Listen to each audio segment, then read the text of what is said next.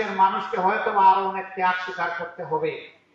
আল্লাহ তাআলার কাছে দোয়া করি সকল ত্যাগের বিনিময়ে আমাদের দেশটাকে যেন আল্লাহ তাআলা পরিচ্ছন্ন করে দেন, আল্লাহ তাআলা যেন জুলুম মুক্ত করে দেন, আল্লাহ যেন ন্যায় এবং ইনসাফের ভিত্তিতে একটা সমাজ বিনির্মাণের তৌফিক এই জাতিকে দান করেন।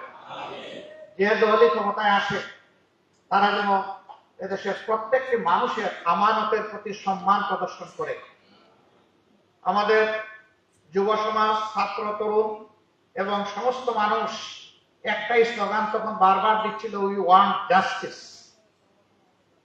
এই সামাজিক সুবিচারটা বাংলাদেশের জনগণ একেবারেই পায়নি, বঞ্চিত। সুবিচার যদি প্রতিষ্ঠিত হয়, এটা শুধু হাইকোর্ট, সুপ্রিম কোর্টে, জজ কোর্টে হবে না, ম্যাজিস্ট্রেট কোর্টে হবে না, এটা প্রত্যেকটি পরিবার থেকে শুরু করে রাষ্ট্রের সর্বোচ্চ চূড়া পর্যন্ত সুবিচার কায়েম হবে ইনশাআল্লাহ। এই সুবিচার কায়েম না হওয়া পর্যন্ত স্বাধীনতা বারবার অর্জন করলেও তার স্বাদ ভোগ করা আমাদের পক্ষে সম্ভব হবে না। এই জন্য সুবিচারের এই বীজতলা তৈরি করা এখন এই জাতির দায়িত্ব। যারা এখন সরকার পরিচালনায় আছেন, আমরা যারা রাজনীতির মাঠে আছি, আপনারা যারা বিভিন্ন পেশায় নিয়োজিত আছেন, এই জায়গাটা তৈরি করা এখন সমন্বিতভাবে আমাদের সকলের দায়িত্ব। এই জন্য সমাজের অতি গুরুত্বপূর্ণ একটি স্তম্ভ হচ্ছে সাংবাদিকতার জগৎ। সাংবাদিকরা হচ্ছেন ওয়াচ ডগ। তারা উপর থেকে সবকিছু দেখার চেষ্টা করেন এবং তারা জনগণের ভাষা অনুযায়ী ভাষা বুঝেন, পড়েন এবং তা মানুষের সামনে তুলে ধরেন। এ কারণেই তাদেরকে বলা হয় জাতির বিবেক। কিন্তু সেই বিবেকগুলো গত 15 বছর, 15.5 বছর আফসোসের বিষয়, তারা বিবেক অনুযায়ী তাদের দায়িত্ব পালন করতে পারেননি।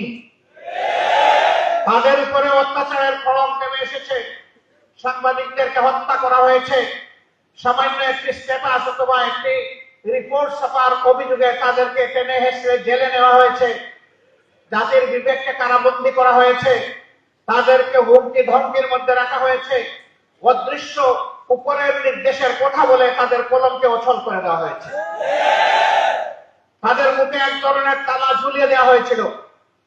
5 তারিখের পর থেকে হাতের কলম মুক্ত হয়েছে, মুখের তালাও সরে গিয়েছে। আমরা চাই যে এটা যেন, এই মুক্তি এবং তালা সরে যাওয়া, এটা যেন চিরদিনের জন্য হয়। আপনাদেরকে বলা হয় সমাজের দর্পণ। আয়না কখনো কোনো কিছুকে বাড়িয়ে দেখায় না, আবার কোনো কিছু হাইডও করে না, গোপনও করে না, যা আছে তাই তুলে ধরে। অনেক সংবাদপত্র সংবাদের নামে, নিউজের নামে নিজেদের ভিউজ তুলে দেন। তার ভিতরে যা খেলে যে চিন্তা, তিনি যা চান সেটা নিউজের নামে চালায় দেন। এটা আসলে জনগণের জন্য, সমাজের জন্য কল্যাণকর নয়। আপনি নিউজের জায়গায় নিউজটা দেন, ভিউজের জায়গায় আপনি ভিউজটা লেখেন, তাতে কোনো সমস্যা নেই। জনগণ আপনার ভিউজ যদি কবুল করে আমাদের কোনো আপত্তি নেই। এই জায়গায় আমাদেরকে ফেয়ার স্ট্যান্ডার্ড এস্টাবলিশ করতে হবে। এই জায়গাটা যদি পরিচ্ছন্ন হয়, আমাদের বিচারাঙ্গন যদি পরিচ্ছন্ন হয়, তাহলে বাংলাদেশের মানুষের বেশিরভাগ ক্ষেত্রে মুক্তি অর্জিত হবে ইনশাআল্লাহ। অতএব এই দুই স্তম্ভকে আমাদের শক্তিশালী করতে হবে সকল কিছুর বিনিময়ে। ধরেন আল্লাহর ফয়সালার ব্যাপার, কে ক্ষমতায় যাবে না যাবে, অন্যের দায়িত্ব নিয়ে আমরা কথা বলতে পারি না, এ অধিকার আমাদের নেই। আমরা আমাদের দায়িত্ব নিয়ে কথা বলবো। এ কাজের জন্য যদি রাব্বুল আলামিন আমাদেরকে কবুল করেন, জনগণের হাত যদি আমাদের দিকে সম্প্রসারিত হয়, আমরা আপনাদেরকে কথা দিচ্ছি, আমরা আপনাদেরকে আহ্বান জানাচ্ছি, সেই দিন আপনারা যা বুঝেন আপনারা স্পষ্ট কণ্ঠে বলবেন, মুক্ত হাতে লিখবেন, আমাদের তীর্যক সমালোচনা করবেন এবং দেশাত্মবোধ নিয়ে আপনারা সেই সমালোচনা করবেন। আমরা সেই সমালোচনাকে আমরা আহ্বান জানাই, আমরা ওয়েলকাম করি। আমরা চাই না একটা বোবা জাতি তৈরি হোক, আমরা চাই না একচুটা একটা জাতি তৈরি হোক, আমরা চাই একটা চক্ষুষ্মান জাতি যেন আমরা আগামী দিনে দেখতে পাই।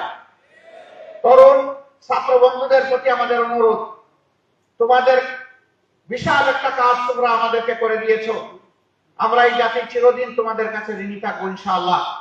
বিশেষ করে যারা জুলুমের শিকার হয়ে, বুলেট বিদ্ধ হয়ে, হায়নার হাতে নিহত হয়েছে, তাদের সকলের জন্য আল্লাহর দরবারে দোয়া করি, আল্লাহ তাদেরকে ক্ষমা করুন, আল্লাহ তাদের শাহাদাত কবুল করুন।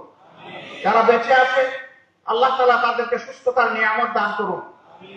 তোমাদের প্রতি আমাদের অনুরোধ, তোমাদের নিজেদেরকে গড়তে হবে, শিক্ষা প্রতিষ্ঠানে ফিরে যেতে হবে এবং আগামী দিনের কারিগর হিসাবে নিজেকে প্রস্তুত করতে হবে। এবার তোমরা জাতির জন্য যে ত্যাগ স্বীকার করেছো, এইটাই যেন জীবনের শেষ ত্যাগ স্বীকার না হয়, বরঞ্চ এটা যেন শুরু হয় এবং জীবনের শেষ মুহূর্ত পর্যন্ত তোমরা যেন জাতিকে কিছু দিয়ে যেতে পারো।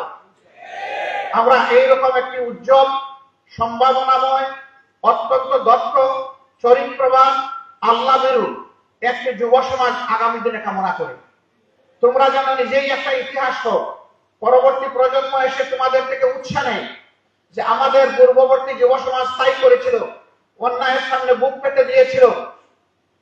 সেখানে একজন খুনি অফিসার বলতেছে, স্যার একটাকে গুলি করি সেই পড়ে, আরেকজন সরে না স্যার।